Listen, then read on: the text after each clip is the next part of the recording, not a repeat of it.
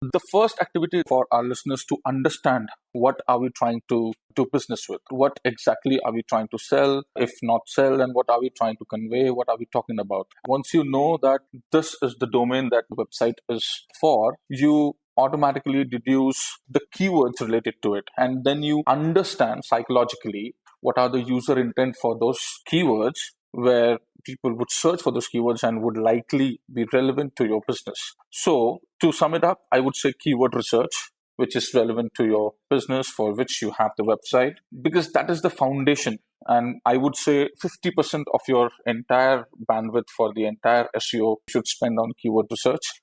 Once you do that, you have the keywords with you, you write good content in and around your keywords, which defines the pages within your website. You optimize your basic title and meta description, which are a part of HTML language, to ensure that Google is able to index and crawl your pages. These are the basic things that I would entail users to follow.